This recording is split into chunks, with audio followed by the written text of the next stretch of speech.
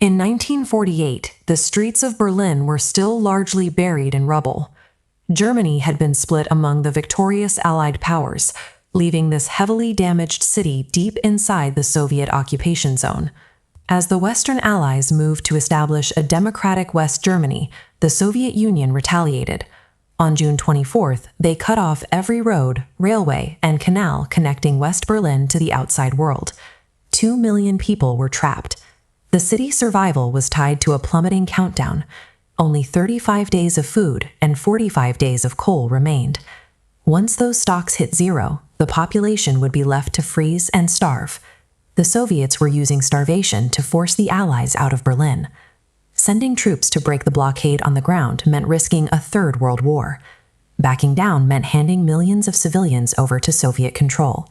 American military governor General Lucius D. Clay proposed an alternative. If the roads were blocked, they would ignore the ground entirely and supply the massive population from the sky. The requirement was daunting. To provide the bare minimum of calories, medicine, and fuel, cargo planes would need to fly in 1,500 tons of supplies every single day. A tense military standoff immediately turned into an experiment in mass logistics. If the Allies could hit that daily tonnage, they could bypass the Soviet siege without firing a single bullet. In late June, Operation Vittles officially began. The initial effort was a modest trickle of American and British cargo planes carrying whatever they could load onto the tarmac. To reach the city, pilots had to navigate 3 narrow, 20-mile-wide air corridors. These paths safely funneled Allied aircraft over hostile territory into Berlin's Tempelhof, Gatow, and Tegel airports. To move thousands of tons, the flights had to be tightly synchronized. Planes landed, rapidly unloaded their heavy cargo, and were airborne again within minutes, establishing a continuous 24-hour cycle. Many of these pilots were combat veterans from World War II. Now, combat veteran pilots were wrestling heavy, overloaded aircraft through blinding fog, heavy rain, and harsh winter snowstorms. This chart shows the growth in daily tonnage delivered over time. What started as a struggle to hit the minimum requirement scaled into massive surpluses, eventually peaking at over 8,800 tons in a single day. By perfecting this flight rotation, the Allies had turned a chaotic emergency into an unstoppable assembly line in the sky.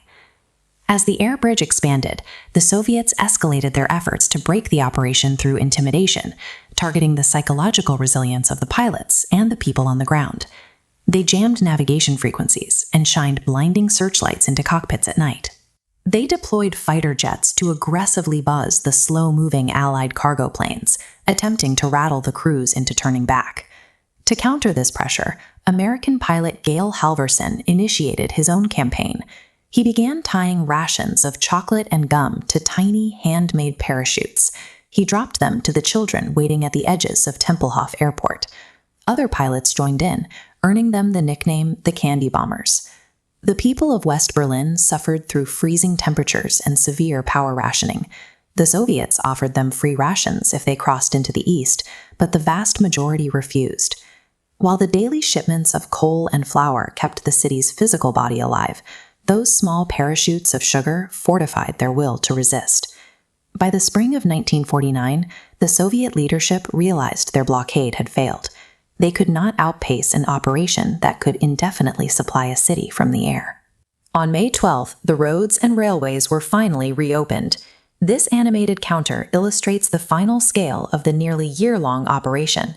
Air crews completed over 278,000 flights, ultimately delivering nearly 2.3 million tons of cargo into the city. This massive undertaking carried a heavy cost. 101 Allied airmen lost their lives in crashes while flying in these hazardous conditions. Their efforts achieved exactly what the blockade was designed to prevent. West Berlin was secured as a free city, directly leading to the formal creation of a democratic West Germany. The Airlift Memorial, with its 3 sweeping concrete prongs representing the air corridors, stands in Berlin today to mark where those pilots flew. By choosing logistics over combat, the Allies fed 2 million people and established a defining strategy for the Cold War, proving that overwhelming resolve could defeat aggression without a single shot fired.